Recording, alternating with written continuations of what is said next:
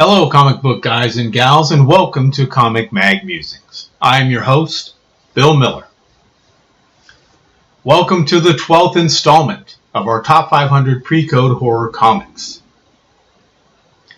In the late 1940s, comic books, particularly crime comics, had become the target of mounting public criticism for their content and their potentially harmful effects on children, with accusations from several fronts that charged comic books with contributing to the rising rates of juvenile delinquency.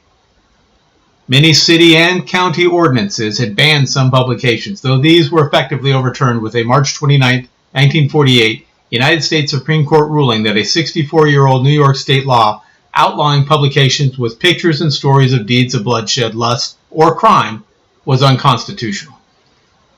Regardless, the uproar increased upon the publication of two articles, Horror in the Nursery by Judith Crist in the March 25, 1948 issue Collier's Weekly, based upon the symposium Psychopathology of Comic Books, held a week earlier by psychiatrist Frederick Wortham, and Wortham's own features, The Comics, Very Funny, in the May 29, 1948 issue of the Saturday Review of Literature, and a March 19, 1948 symposium called Psychopathology of Comic Books, which stated that comic books were abnormally sexually aggressive and led to crime.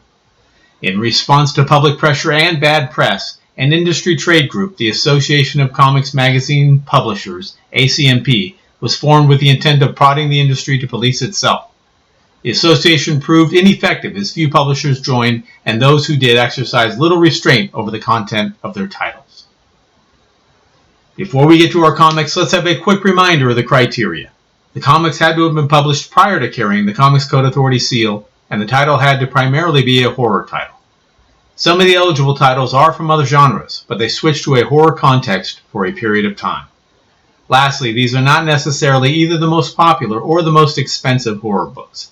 They are simply the best horror comic book covers, in my humble and handsome opinion. It was like splitting hairs when it came time to rank these issues, but I treasured every moment of it.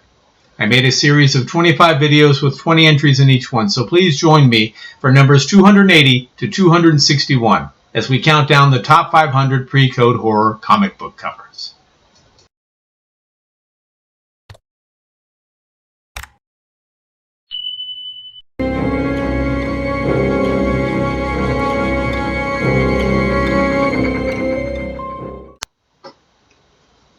Alright, leading off our list at number 280, we have Black Cat Mystery, issue number 35, from Harvey. Published in May of 1952. Cover art chores handled by Al Avison. A woman in a red dress is aided by a man who is pursued by a gaggle of monsters. Atomic explosion covers are highly sought after by collectors. Creeping up at number 279 is Astonishing, number 13, from Atlas/Marvel. Also published in May of 1952. Cover art chores are handled by Bill Everett. A creepy green ghoul backed by an even creepier skeleton with a lantern. Haunting us at number 278 is Vault of Horror, issue number 17, from EC Comics. Produced in March of 1951. The cover artist is Johnny Craig. Now, you had me at an EC comic with a werewolf on the cover.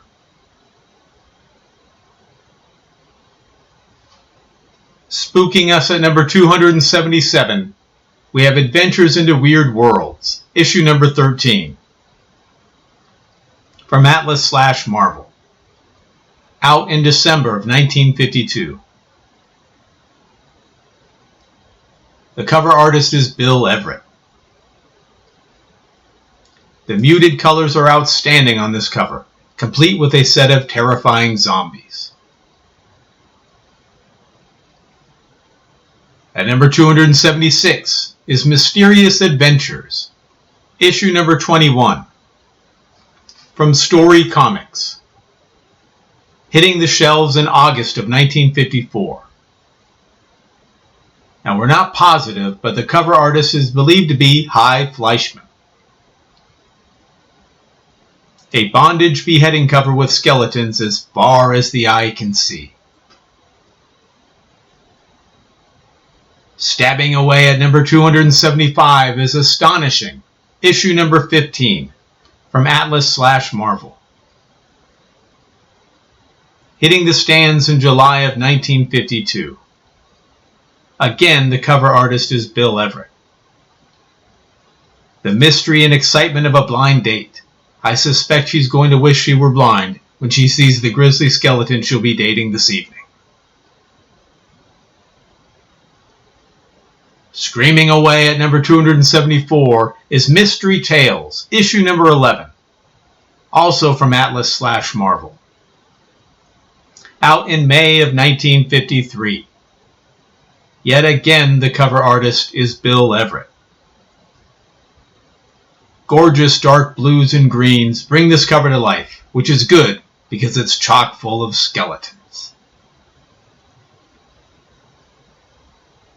Frightening us with number 273 is Chamber of Chills, issue number 6, from Harvey, published in March of 1952. Cover art by Lee Elias.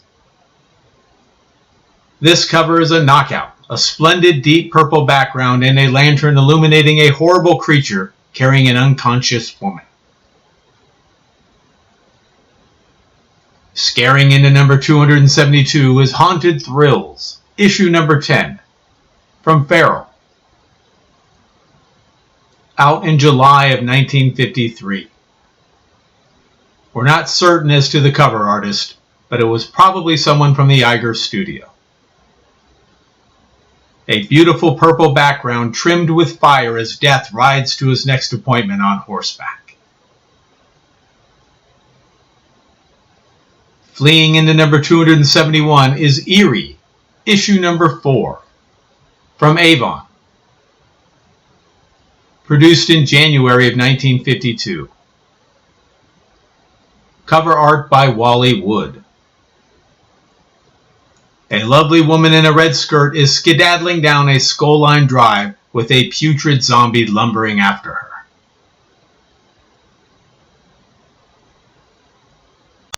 Peeking in at number 270 is Haunted Thrills, issue number 5, from Farrell. Out in January of 1953. Unfortunately, the cover artist is unknown. A giant skull filled with ghouls, ghostly illuminated by a candle.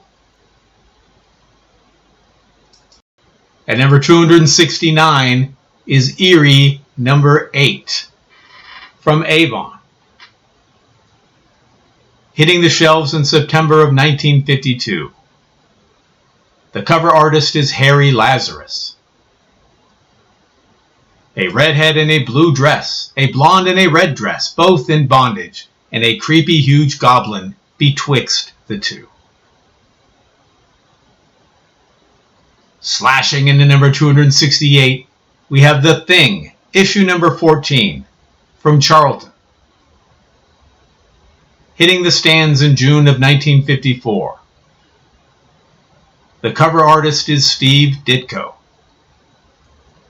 We have winged monsters attacking distressed damsels, while a large, colorful, floating creature's head hovers above them.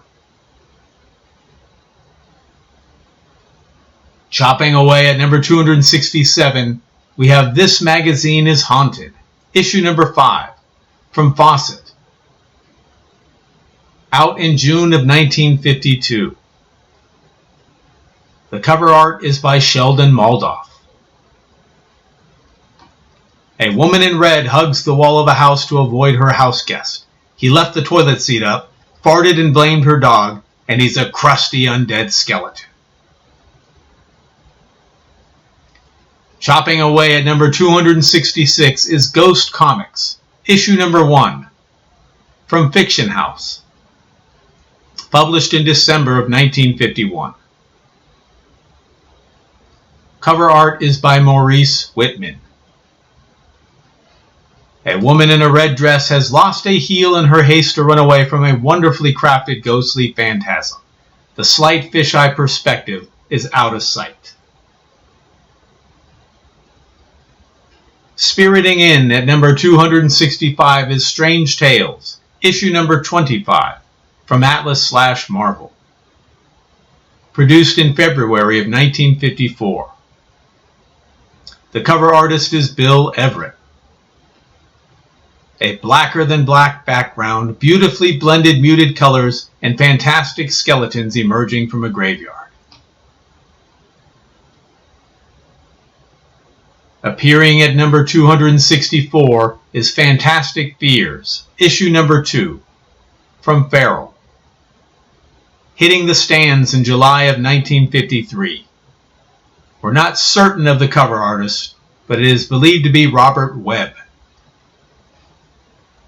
A fantastic cover as our femme fatale removes her false face to reveal her skull. Hiding in the shadows at number 263 is Haunted Thrills, issue number 6, also from Farrell. Published sometime in 1953.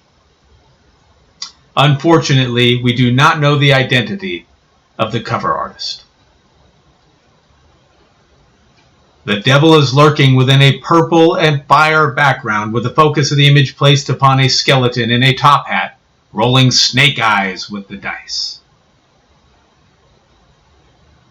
Slithering in at number 262 is Dark Mysteries, issue number 11, from Master Comics. Hitting the shelves in April of 1953. Yet again, sadly, we do not know the identity of the cover artist. A blonde in a red dress, spectacular dark colors, and a cool knife-bearing skeleton with murder on his mind. And finishing up at number 261 is Weird Mysteries, issue number 2, from Stanley Morse. Produced in December of 1952. The cover artist is Bernard Bailey. This cover checks several boxes. A blonde in red, a splendid purple background, floating heads of ghouls and monsters, a witch tending her cauldron, and Bernard Bailey. And that will do it for numbers 280 through 261 as we count down the top 500 pre-code horror comics. I hope you enjoyed the video, and I hope you got to see some books you either haven't seen before or haven't seen in quite some time. Please leave a comment and tell me your thoughts. Do I have some ranked too high or too low?